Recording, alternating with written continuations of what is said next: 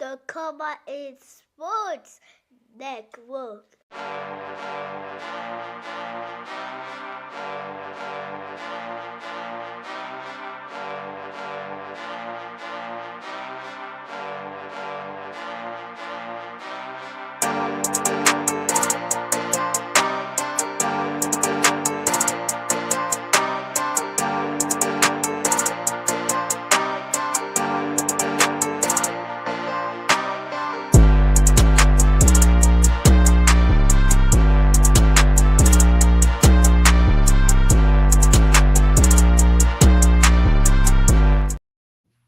Hello and welcome, everyone. Come on in to this week 2, I guess, Power Ranking NFL Come On In Sports Network. I am Lawrence Foster, bringing you our rankings following the week 2 action in the NFL season.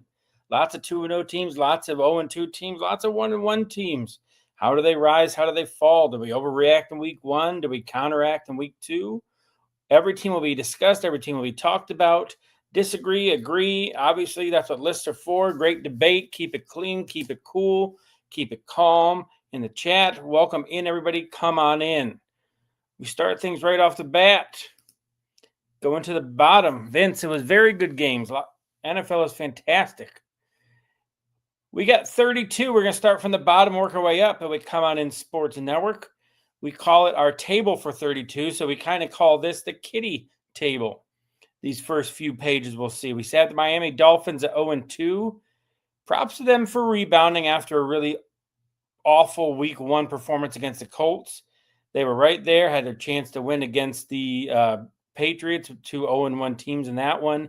But the Dolphins come out on the losing end. Mike McDaniel makes a fairly silly quote talking after the game talking about winning and losing them. And then the Dolphins don't get anything easier coming their way as they head to Buffalo to take on their foe, the Buffalo Bills. So 0-3, staring the Dolphins right in the face. They're at the bottom of our rankings pretty easy, and I think that's fairly universal across the board, no matter which rankings you watch. Coming in at 31, we have the Cleveland Browns 0-2. They kind of showed some life in week 1 against the Bengals. They probably should have won week 1 against the Bengals. But then they kind of remembered, hey, we're the Cleveland Browns, and they just got absolutely boat raced by the Baltimore Ravens. I know it was kind of close for about half, but there was never really any threat of them winning the game. Joe Flacco looked like at his age this week, right? That song, What's My Age Again? Well, he's pretty old, and the Ravens made him look like it. The Ravens had their get-right game against the Browns. And then Browns fans last night who watched the Bucs-Texans game got to be thinking, like, man, what if we had kept Baker Mayfield to pair with this defense, to pair with what we have? Imagine how good of a team they would be if they had just kept him, not traded for Deshaun Watson, and had Baker running the show. I think they would be a legit contender, but alas, they do not have him. So the Browns come in at 31 in our power ranking. I should say, as we start this is done through accumulation of all of the talent at Come On In Sports. We give our weekly power rankings, and I combine them, take the averages, and that's how we find out who goes where. So, like a team, Miami might have been 31 on somebody else's, like 30 on someone else's board, but the overall average was 32, so that's where they fall. That way, everybody's vote counts, and it gives a pretty accurate idea of how Come On In Sports sees things. So in case this is your first time with us, that's how we do that. Moving on, still at the kiddie table, we have the Tennessee Titans 0-2. If I'm the Titans fan, I am worried about like Cam Ward's health. You see a lot of quarterbacks going down already, veterans, young guys, the line not being able to keep up, not being able to keep pressure off them. And Cam Ward running around for his life. Yes, they're highlights. He's made some highlight reel throws. He made one this week with his touchdown pass, like just running all over the place. But I don't want to see that if I'm a Titans fan. I want to see him in the pocket. I want to see clean protection. Because in the back of my mind, all I'm thinking about is, all right, when's the injury coming? When are we going to have to go back and go to our backup? Because a lot of teams already are, right? McCarthy's already hurt. Purdy's out already. Joe Burrow's out for 3 months at least. We're already seeing that going on. So if I'm a Titans fan, I'm like, I don't want to see that. Jerry G, like I said, man, this is the aggregate of that. So I don't know if you're here, come on in sports. Let me see. I know we're jumping ahead, but the Saints, where do we have them at? Jeremy, Zach had them 1, 2, 3, 4, 5. Had them at 25. Dolph had them at 27. I had them at 26. So again, it's the aggregate score of where they belong, of where they fall. I don't know if you're being excited about that. I might have misread your comment, Jerry. Were you happy they were at 25 saying like, hey, we're not the bottom? Maybe that wasn't a, oh my God, we're 25, we should be higher type thing. Moving on, though, the Carolina Panthers at 29. They showed a little fight against the Cardinals this week. Again, the game started off real ugly after an ugly week 1 loss to the Jags. But they showed some fight. Tech McMillan came out to play. Hunter Renfrow had a couple touchdowns. But my goodness, Leggett just cannot do anything. He had 1 catch for -2 yards on 8 targets. And it's like the Panthers made the trade of Thielen, I think, assuming that, hey, we got Tet, we got Hunter, and now Leggett should be making some moves here and here, but it's not happening. So the Panthers fans who at this point are probably they don't want any part of moral victories, right? But as a non-Panther fan, I can look and be like, all right, they fought back. Let's see if they can stack on the end of that game. And week 3 is like where they hit the ground running. Bryce Young has a wire to wire, whistle to whistle. Started the game, ended the game, good game work. All right, Panthers fans Ken's going to again feel like, man, we got the right guy. Because at the end of last year, we thought that's what they had, right? Bryce got benched. He came back like, all right, we got something here. But through most of the first 2 weeks, they're like, oh, man, that's the Bryce that got benched. So I think week 3 will be really telling. Like they turned it on at the end of that Cardinals game. So can they carry that into this week?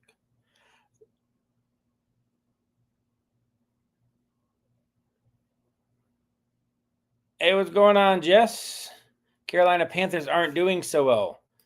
They're not, but I'm trying to have that silver lining for you, Jess. I'm trying to have that positive, hey, we played well at the end of last week. Maybe we'll carry over to week 3. I'm trying for you. I'm trying. But at 29, it's kind of hard. That's what she said. Chicago Bears 0-2. At 28 in our rankings, I had them lower. The other fellows had them a little bit higher. That's why they're not. That's why where they are. I think aside from that first half against the Vikings and the first drive of each game, like the Bears have looked lost, and I do not think Caleb Williams is a fit for what Ben Johnson wants to do. Clayton's team is the Panthers. All right. Well, I'm thinking there's hope for him, Jess. I'm hoping there's hope for you guys. Panthers fans deserve some good stuff going on. They've had a lot of bad. But back to the Bears. Ben Johnson is and you see it in the first 2 drives of their games. Like they each drive they had to start each of their games, which is scripted, right? That's where you really get the smarts, the intelligence of the coach. 2 touchdown drives. That's the best Caleb Williams looked in both their games. After that, when they get off script, that's when it just falls apart. And I truly think it's because Caleb Williams is not a fit for what Ben Johnson wants to do. Caleb is a kind of like, all right, let's just see what happens. I can make something happen type guy. Ben Johnson needs rhythm. He needs to be like, all right, here, back foot, drops, make the throw, make the read, make the move. And Caleb wants to read, react. He wants to extend plays. And that's good every once in a while. But what for what Ben Johnson wants to do, I don't think it's going to work. And you saw like what Jared Goff did. Like Jared Goff, timing, going. And I think back to this summer when he went out of his way to kind of praise Tyson Bagent. I don't think Caleb Williams lasts till Thanksgiving. Silver lining indeed, Jess. Silver lining indeed. So the Bears are 0-2. I think they should be lower, and I think it's going to get ugly there until Ben Johnson is able to jettison Caleb Williams, who might end up being, he was the first pick in last year's draft. He might end up being the worst quarterback taken in that first round when you think about it. Just, I know Bears fans don't want to hear that. Moving on to the Jets, 0-2. Man, talking about a letdown. In week 1, the Jets were right there with the Steelers. High-scoring game, exciting. Justin Fields had probably his best game as a pro. He was making good passes, good reads, good decisions. He was using his legs when needed. Yes, the defense kind of let old Aaron Rodgers have a bounce-back career, like second half of his career type game. But as a Jets fan, like, oh, man, we'll get our defense figured out. Our offense is now looking good. Like, we got this. Like, I'm sure there was optimism heading in to hosting the Bills, right? It's a home game for the Jets. The Bills defense looked awful, letting the Ravens do whatever they wanted. And then the Jets fell back down to earth in a really hard fashion. The score ended up being 30-10. It wasn't even that close. The Jets scored a garbage time touchdown towards the end. They had just over 100 yards when the starters went out. I'll tell you how bad it was for Justin Fields in particular. Josh Allen, if you watched the game or saw any highlights of it, you saw that he broke his nose. So he ran out of the game for a play. It was third down. The backup, Mitch Trubisky, went in and promptly delivered a 32-yard just dot to Josh Palmer, who was covered by Sauce Gardner. That one pass, that's all Trubisky did, was more passing yards than Justin Fields had in just over 3 quarters of play. Let that sink in. One pass play by Trubisky, 32 yards, had more passing yards than Justin Fields did. That is just insanity. And that's why he hasn't stuck with the team. He has all the potential. You saw it last week. Like, man, we if we can just get this, but he's not consistent. He can't consistently make the reads. And as they get film on him in the Jets uniform, I think defense will find a better idea of what he wants to do, and it's going to get worse for the Jets. And then their defense, man, 2 weeks in a row, what was supposed to be the strength of their team, just allowing 30 points. Bills run roughshod over him. James Cook, 130-plus yards, 2 touchdowns. My goodness. So the Jets are 27. Sticking in New York, the Giants are 0-2. They're at 26 in our power rankings. I had them a little bit higher in mine personally. Their defense, I think, is legit. Russ Wilson had a vintage game for him, right? Like, kind of like, man, one of those, man, I remember how he used to be. And then he threw that just boneheaded interception in overtime, like on a wing and a prayer. Just, I'm going to chuck it up and throw it down there. They didn't work out for him. Brandon Aubrey kicked a 64-yard field goal, but the Giants were there. The Giants were battling. The Giants probably should have won the game with a few different decisions and things that happened. So they're 0-2. If they can get, they don't, obviously Russell Wilson isn't going to play like that every week. If they can get like 60% of that every week, I think they'll win a lot more games than people think.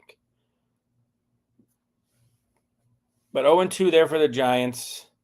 Daboll's got to be thinking, man, I can't get anything to go my way. And then we got the Saints. I know here at Come On In Sports, this is a popular team. We have a couple shows on them with Zach, with Dolph, Carlos, obviously Saints fans. So Saints come in at 25, 0-2 still. I mean, we're still at the kiddie table here on our NFL Power Rankings. I'm sorry, I just saw this, Jess. What is the issue with his Panthers offense or defense? I like the Panthers defense personally, Jess. I think it's just Bryce Young being able to put games together, full games. You can't just have a quarter and a half. You can't just have a quarter. I mean, and they traded away Adam Thielen, who put him in instead of Leggett, and you got a much more potent, much more dangerous offense. To me, it's just like the development of Bryce Young. He's not there. He's shown flashes, but for where he was drafted, flashes aren't enough at this point. This is year 3. He needs to be more consistent. And I think he has, again, till probably like Thanksgiving. If it's not done, he'll probably be benched, and then he will be gone next year.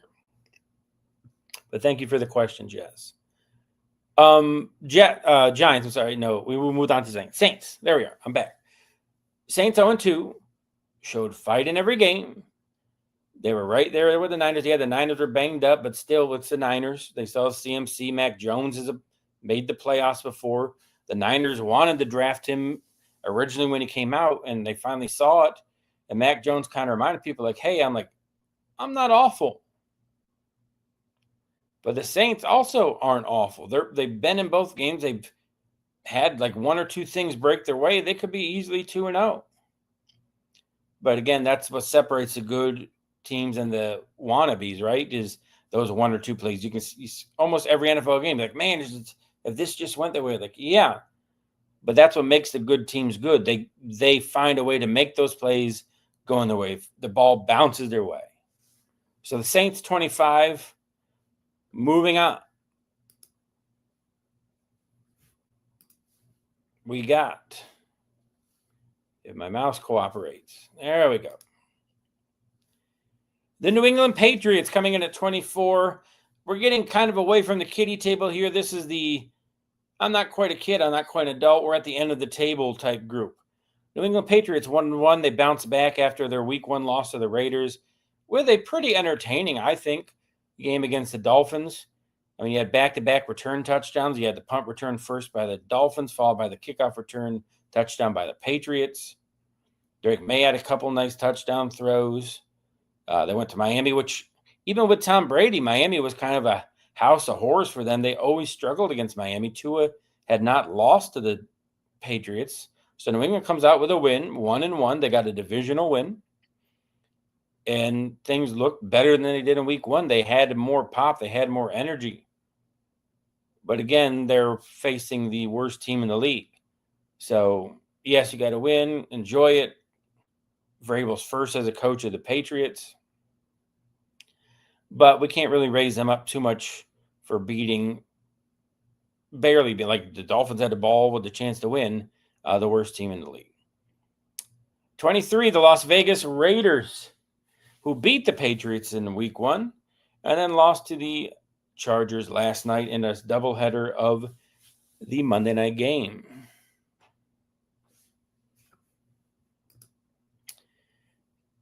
Jess says, seems like his Panthers have been having an issue for the past few years. Always wondered with them. Dallas seems like they were then fell apart again. Yeah, I mean, we'll get to the Cowboys here shortly, Jess, but I mean, the offense looks fantastic for the Cowboys. It's the defense, right? You got to imagine they have Micah Parsons to make a few more stops than they did. But we'll get to the Cowboys soon. Who Dat Record says Jake Haener is good. He will eventually start for the Saints.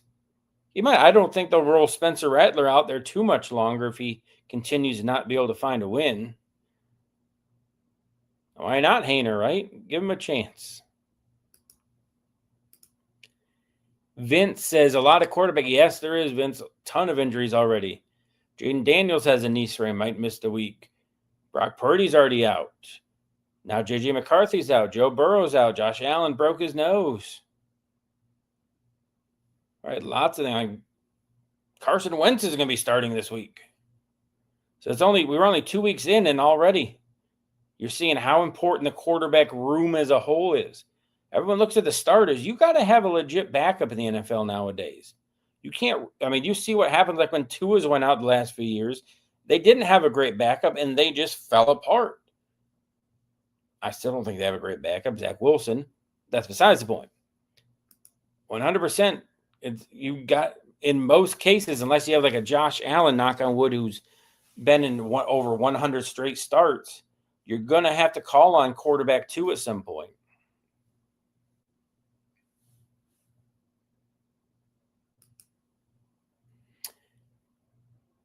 We are just getting them in just 1 second, Jess. We will. The Texans are next. The Raiders, just to finish off thoughts on them.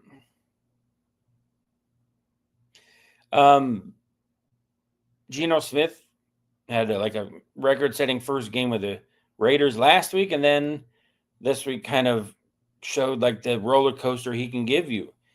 A couple picks in the Chargers, 2-0 in the division now. Also 2-0 within the division record-wise. Both their games are against divisional opponents. So Chargers have the upper hand there. Raiders, again, and it kind of, I think, a retooling year. They're still going to be competitive. They're going to be there for a wild card at the end of the year. You see what they can become. And you got to remember, it's only the week 2 and with a new regime, a new offense, a lot of new pieces. It's going to take time for them to gel and have that consistency week to week. Real fan, what's going on? The Niners are lucky they went to Mac Jones. Yeah, they wanted Mac Jones when he got during the draft when he was coming out. So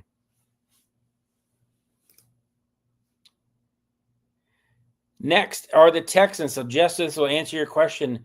Now remember, for those of you just joining us, the way we do our power rankings is everyone who contributes to Come On In Sports, like they email or text or however they want to do it, their power rankings, and I compile them in a sheet, and then we find the average. So like whatever, like the Raiders are ranked in 10, or let's say they were average 23.5. All right, so I put them at 23rd, and that's how we kind of figure out their ranking. So it's like everybody's vote counts, and it's just like the average of where they would be.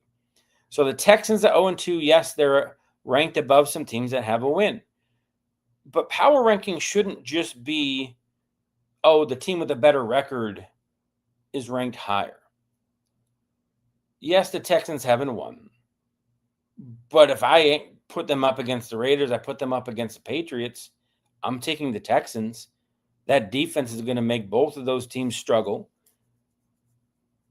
And just what we talked going into the year was their offensive line was the issue, and that's what's shown to be true. When CJ Stroud has had time, he's shown what he can do. And it's not even like, oh, we needed like 8 seconds. Like he's getting quick pressure, which no quarterback can really deal with. Quick pressure is not what you plan for. You expect some, it's the NFL, but not like, all right, 1, 2, ooh, someone's in my face. Levels motivation. What's up, Zach?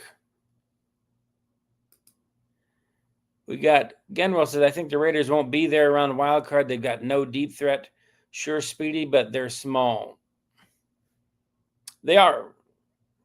And I mean, and this is just their first season. So I imagine next year they're going to probably get that help outside, right? But I mean, right now, like they have really good tight end. Like I like Michael Meyer as their backup tight end, their second tight end. Bowers, Genty. Jacoby Myers is an underrated receiver.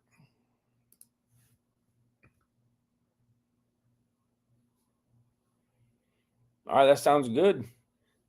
Zach has got us up. He's double screening it. That's true modern man, Zach. The true modern man. And then moving on to the Bengals now. I think we can all understand this one. Yes, they are 2-0. But does anybody think without Joe Burrow that they're a top-tier team? I don't. They've been lucky who they played the first 2 weeks, to be honest with you. If they played a competent team in week 1, they would have lost that one. Luckily for them, they played the Browns. Same with the Jaguars, week 2. They snuck out a win there, but Brian Thomas Jr. dropping a pass that would have probably led to a touchdown. You saw, Jaguars are coming up here soon, but without Burrow, they're a 500 at best team. And that's at best. I don't think their defense isn't as good as it was when Browning came in and played 7 games a few years ago. They've regressed a lot. So if the Bengals have any hope, their defense has to regain that form, and Browning has to take a step forward. And like, he's not going to be Joe Burrow, but maybe be like, if you play 10 games, be 6-4, be 7-3. But that's why the Bengals are there, even though they are 2-0. And that's going to be a good topic, who dat is. I think that will be a topic in our show Sunday in our pregame show of who are the 0-2 teams with the best chance to make the playoffs? Who are the 2-0 teams that have the best chance to miss the playoffs? But we will see. Moving on, we got the Minnesota Vikings next, 1-1. And if you erase the fourth quarter from their week 1 game against the Bears, J.J. McCarthy has looked just completely lost. And again, it's his first 2 games in the NFL. That's generally how rookies are going to look. And he's a redshirt rookie, let's call it that. To take some of the college terms there. But they just, like the offensive line, yes, I know they're down linemen. That's a big part. But he's already hurt again, McCarthy. So he missed all of last year, not even a full 2 games in, and he's hurt already.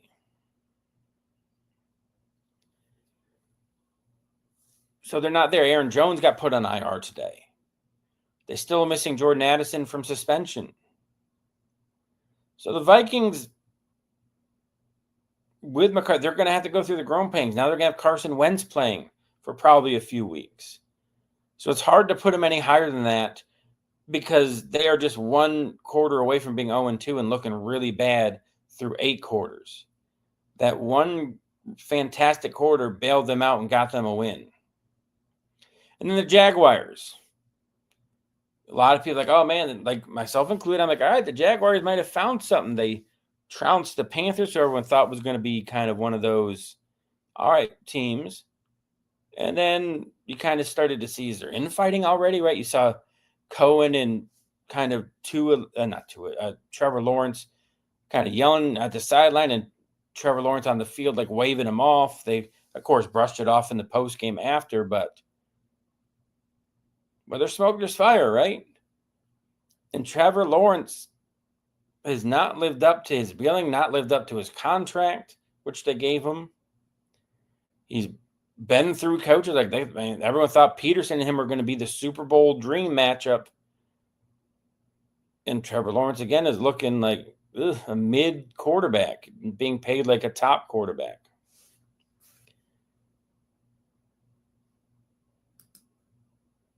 People don't remember C.J. Stroud's first 2 starts. Yeah, he wasn't great. But I'm just more concerned about with the Vikings, like until they get their offensive line handled, I don't think McCarthy's going to have any growth because he won't have the chance to. Moving on, middle of the pack, we're getting towards the top. The Pittsburgh Steelers at 18. They were riding high after week 1. Aaron Rodgers, like, man, I got to beat the Jets. Whether he kind of admitted afterwards, like he was glad to beat everybody in that organization. But the Steelers are 1-1.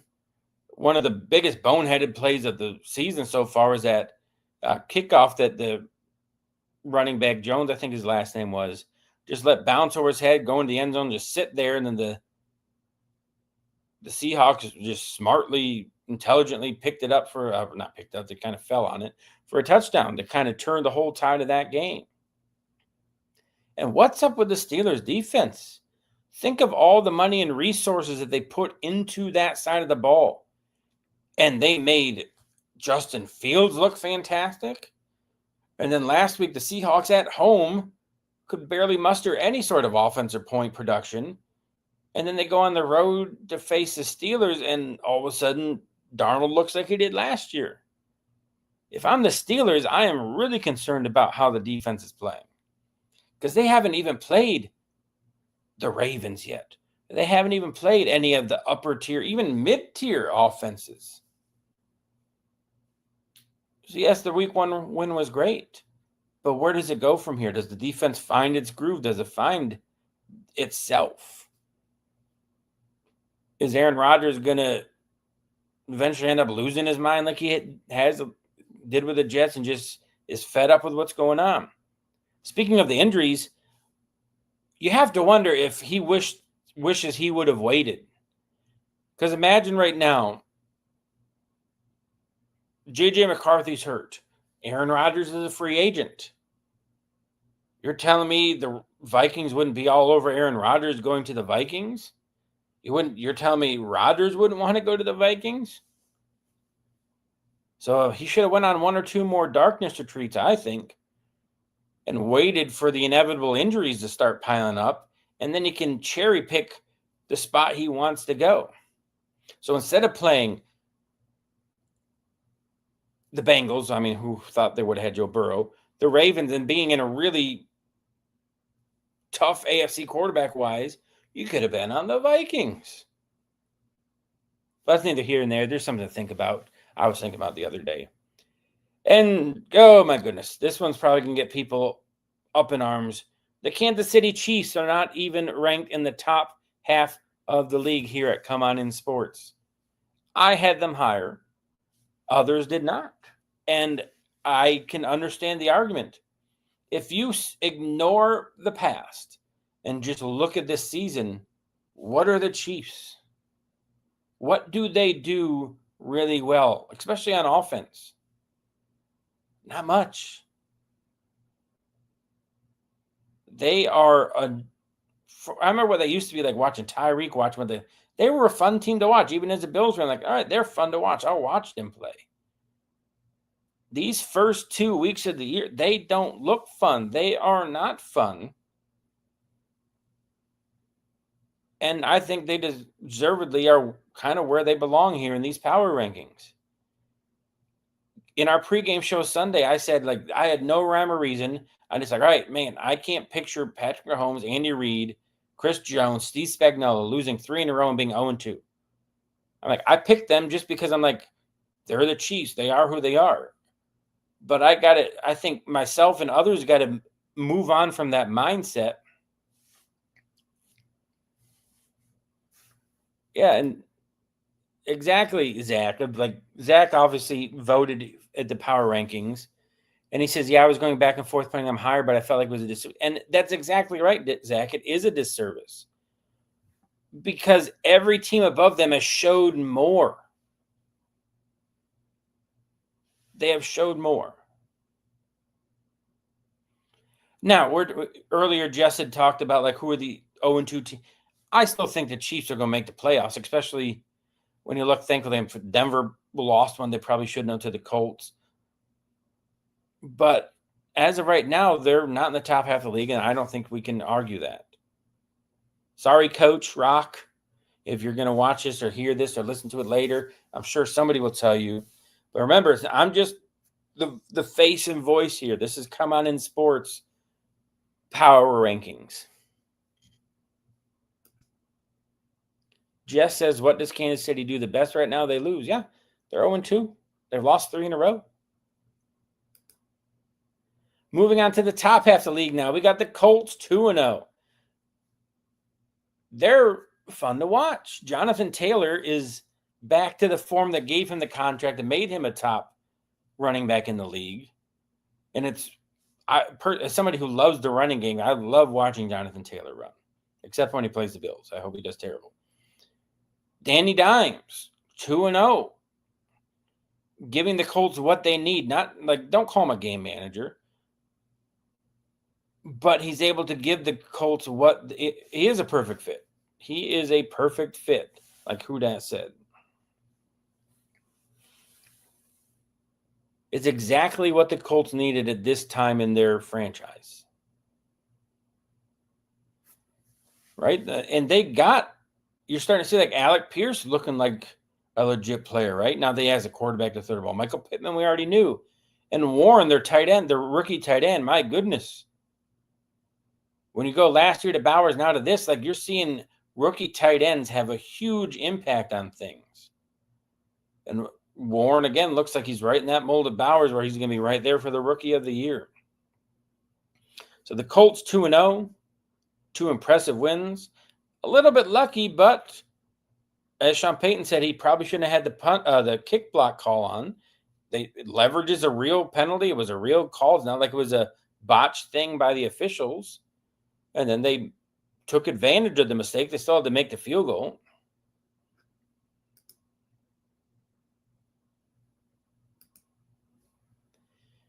Yes, like Non says, hit that like button if you aren't here. But the Colts, 2-0, bringing us into the top half of our power rankings, where we have the Dallas Cowboys 1-1 at number 15.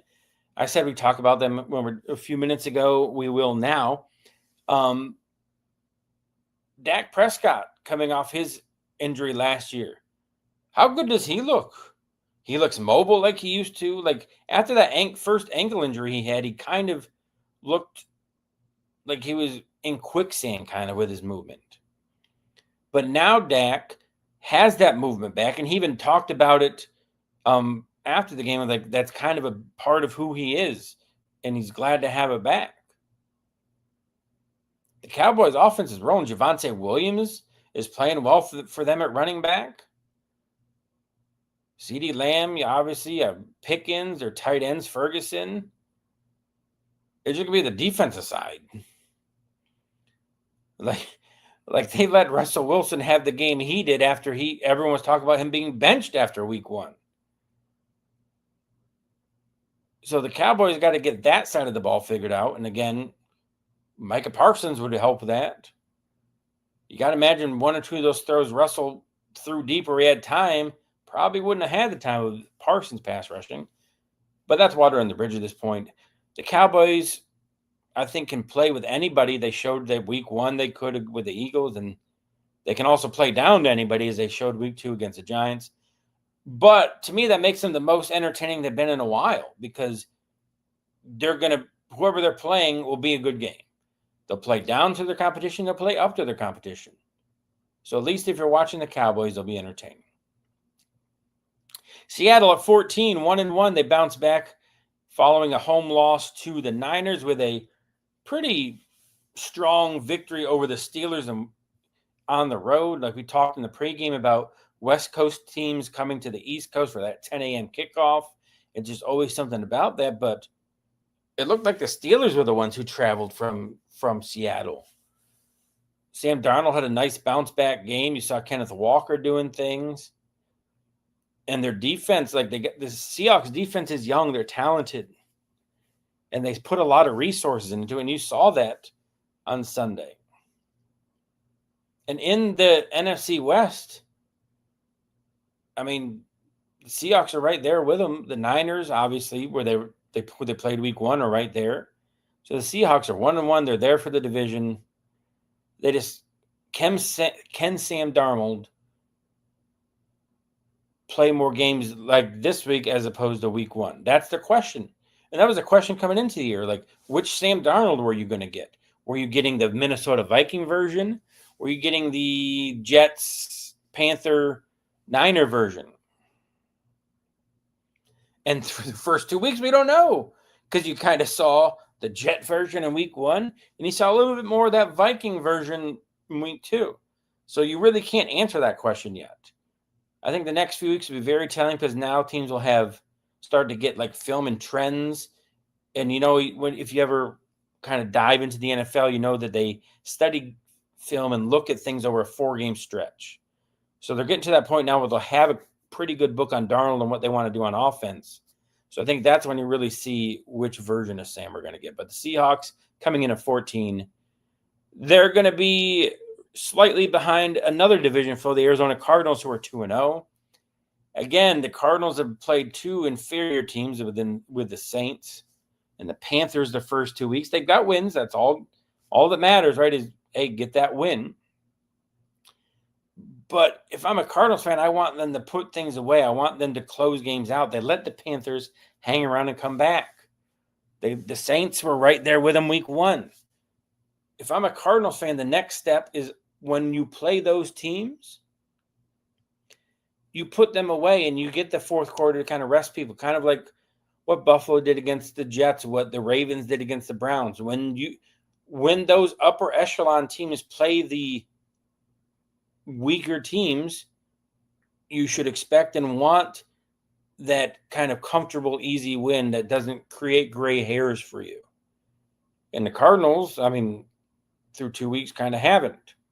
So if I'm a Cardinals fan, that's what I want in the next 4 to 5 games is let's kind of, when we have a game in hand, don't let teams hang around because eventually that's going to bite you in the butt. The Cardinals, 13, 2-0. Moving on, we're getting into our top 10 now, top 12 teams. The Commanders, 1-1. They did not look fantastic week 1 against the Titans. I mean, it's the Giants. I'm sorry, the Giants. The Giants' defense held Jaden Daniels in check. And the Packers in week 2 held Jaden Daniels in check. And he kind of has a knee sprain now. So the 12 isn't terrible. That's still a playoff caliber team. But there's legitimate questions about that team now. And the sophomore slump for quarterbacks, which there's enough history to show you it's kind of a real thing. Teams have spent off seasons looking at you, as opposed to during the season, you only got a week. So they've had all off season, especially like in division, like to start putting together plans to stop you.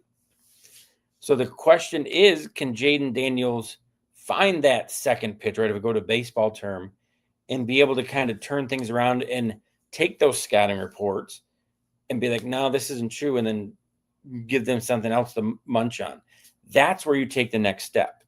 Once they get the book on you, can you rewrite it? And he will eventually. I think he's too talented. But he also needs to start watching out because he had some bumps and bruises last year. He's going to already possibly have one this week where Marcus Mariota comes in.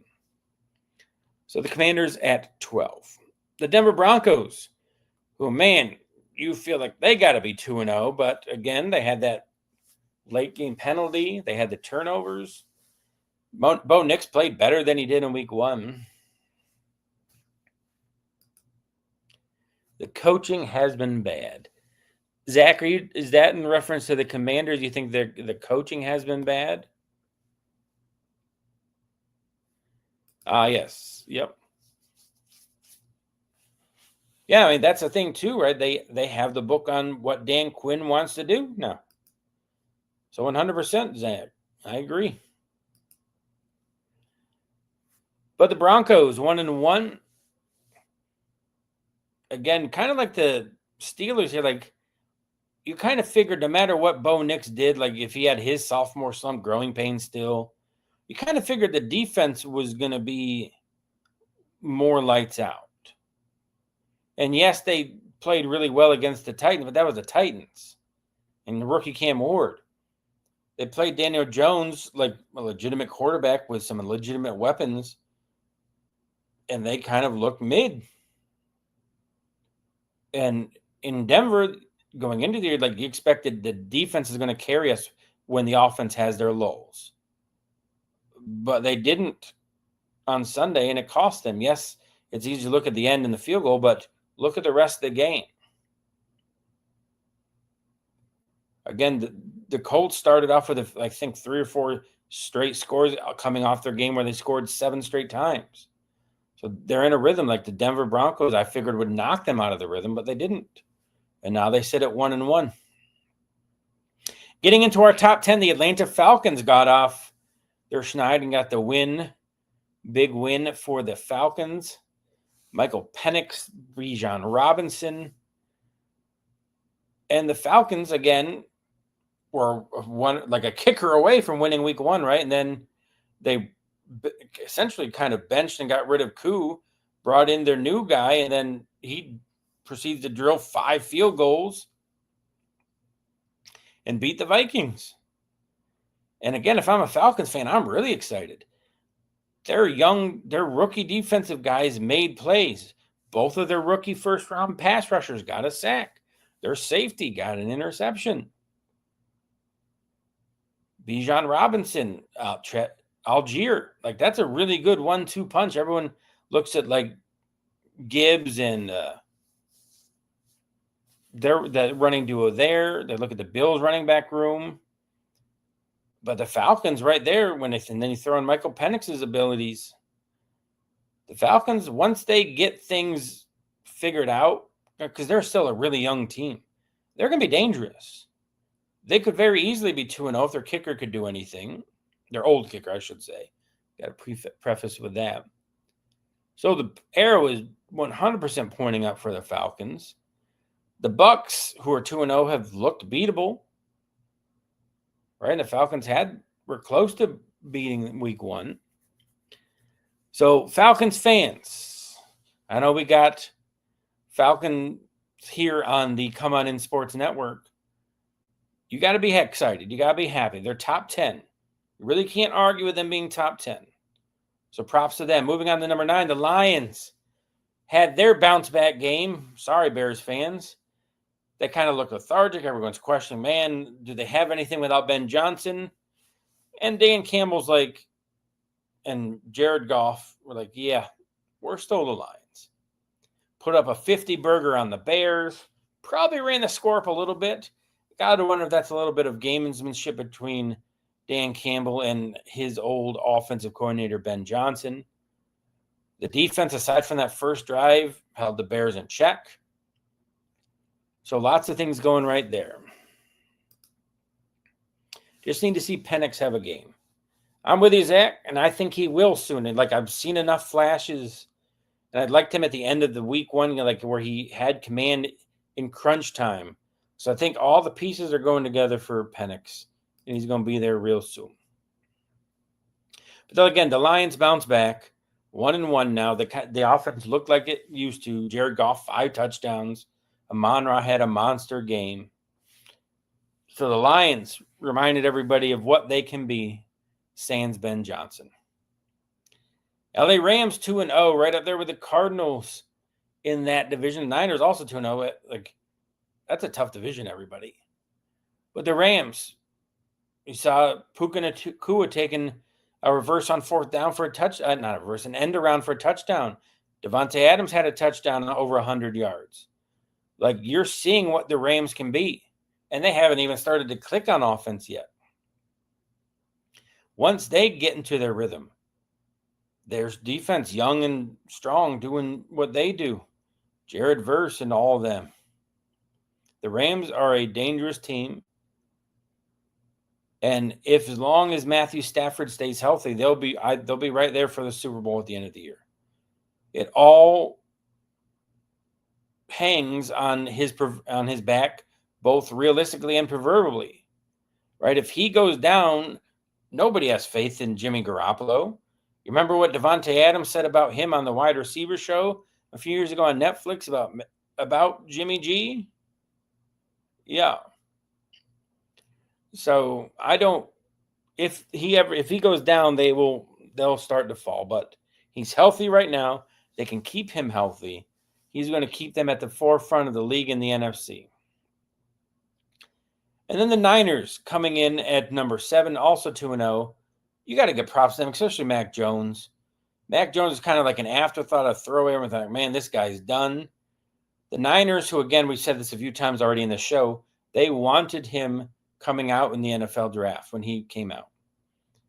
Shanahan wanted him, and it only took, 4 or 5 years for it to happen. In their first game together, 3 touchdowns for Mac Jones. So props to him. And the Niners overall, tons of injuries already this year, again. But it's the NFL, next man up, right? That's the mantra. Injuries are a part of the game, fairly common, unfortunately.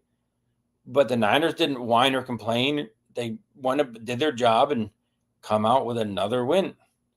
It's not going to be pretty, but when you have that many injuries, who cares? I always think about to a friend of mine back in Roswell, New Mexico, when I lived there and worked at the newspaper. We go golfing a lot, and I'm like, man, I got a 4, but that was awful. They don't paint a picture. All you see is the 4. So all you see, Niners fans, is the win. They're 2-0. Who cares how it looks?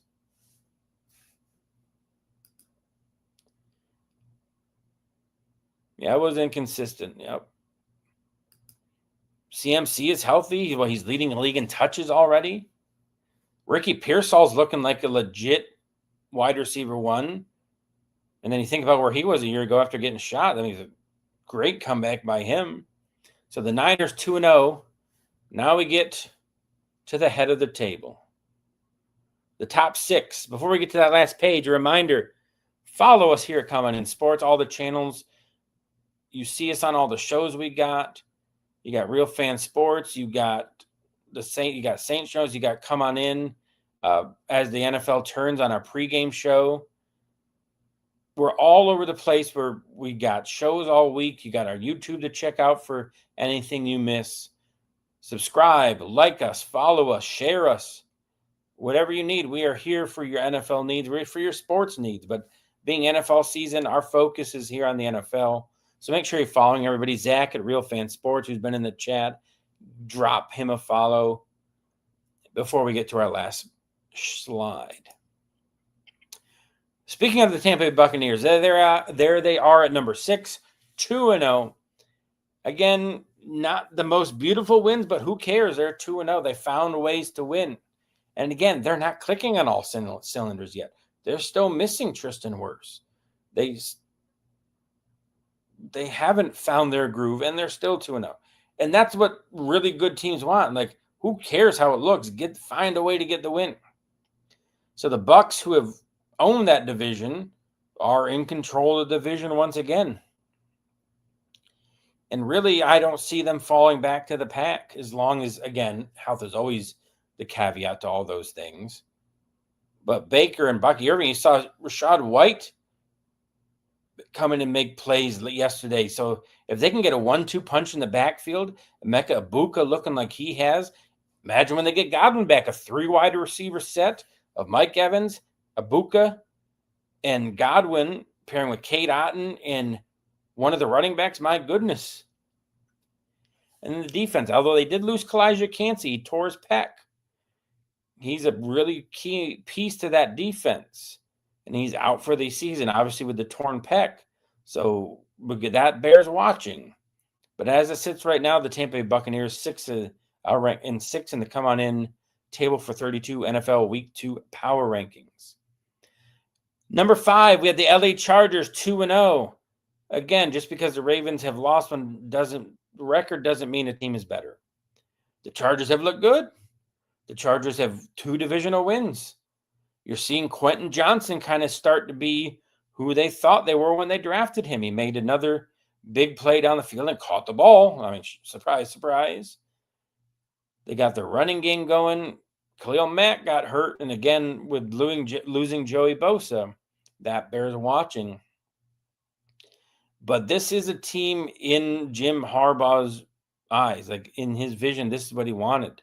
They run the ball. They have a quarterback can do play action. Herbert's using his legs this year. Receivers have stepped up. I mean, Ladd McConkey, Keenan Allen's back making plays. And if Quentin Johnson can continue his resurgence, now what was probably considered a weakness before week 1, I mean, they decided Keenan Allen late when they only had Ladd, that's now becoming a strength for them. So the Chargers sit atop their division 2-0. Chiefs 0-2. I'm sure people in the AFC West love that. The Ravens 1-1, number 4. I had them higher. It's hard to put them ahead of the other 3, but I had them ahead of the Bills personally, just because, just like I said, that one quarter for McCarthy kind of overshadows the rest of what he's done. That insane comeback by the Bills overshadows that. For 55 minutes, the Ravens were clearly the better team. Yes, they won the game, the Bills did, and I'm a Bills fan, so yay, I'm happy. But if we played again this week, I would not think the Bills would win. The Ravens just, they seem to have it all, right? I mean, they have some questions in their secondary, especially Jair Alexander has not played well for them. And he didn't play this week after kind of getting torched in week 1. But for most of it, like the Ravens have just top to bottom fantastic roster. If anybody listens to Sirius NFL Radio, I listen to Moving the Chains, and during the summer, they do a position-by-position score and ranking. And the Ravens, in every single positional group, were top 5. Quarterback, running back, wide receiver, offensive line, defensive line. They were just top 5 in everything. And they, I think, are the most talented team in the league. And for them, this doesn't matter. All that matters for the Ravens, for pretty much all the teams you see on this board right now, is what happens in January and February. This is all get things worked out, get healthy, stay healthy. But our season really starts end of December, January. So the Ravens coming in 4. The Bills, my Bills, 3-0. props to them for having a bounce back game. They didn't let the energy hold them back. Like, I was worried about a letdown, like emotionally, physically. They had that just emotional Sunday night comeback. So I was like, oh man, this is a perfect spot for a letdown. But they didn't let it happen. They dominated in every facet of the game. Josh Allen didn't even have a really great game, and they still won by 20. James Cook showed that he deserved the contract extension he got as one of the best backs in the league. Just, he is so smooth, so explosive. And once he gets the, like, nobody catches him in the open field. He just, it's one of those, like, he's more quick than fast, right? He just so smooth with his cuts and his movement, and that's in between the tackles. The defense, which has just got absolutely shredded, bounced back in a big way too. Yes, the Jets offense is not great, but again, in week 1, they looked fantastic. They held them, aside from the last garbage time drive, which led to a touchdown. They had him at just 100 yards in over 3 quarters. Joey Bosa making big plays 2 weeks in a row. Sack, forced fumble, couple tackles for loss. So Bosa bounced back. So the Bills can get that Bosa all year, most of the year. That's a huge improvement from what Von Miller was at the end. So the Bills at number 3. I still question, they have not been tested in their secondary. And with the injury to Trey White, like, I expect probably Miami to kind of do that more than the Ravens or Jets did. Is they're going to test that secondary. We're going to really see what the Bills have at cornerback 2 opposite Christian Benford. The top 2, the Philadelphia Eagles 2-0. I talked earlier about the Chiefs. The Eagles are not a fun team to watch. And they don't care. And they shouldn't. They just should care about winning. But as somebody who likes to view and watch the NFL, they are not enjoyable to watch at all. Like, your quarterback barely throws for 100. The Chiefs held Barkley to under 100 yards rushing. The Chiefs had barely over 200 yards of offense. And almost 50 yards of that was one chunk play to Devontae Smith down the side of that on an all-out blitz by Steve Spagnuolo. But who cares if they're fun to watch? They won last year's Super Bowl, and they're 2-0 with their formula. They're going to pound the ball. They're going to play great defense. They're going to play ball control. They'll take a few shots down the field and hope to hit a couple of them, which they did. And that's just their formula for winning. The tush push, I won't even get into that. You kind of saw, like, the false starts that were happening, with the offensive line getting that quick jump to center over the ball where you can't even see the ball from the overhead view. But that's neither here nor there.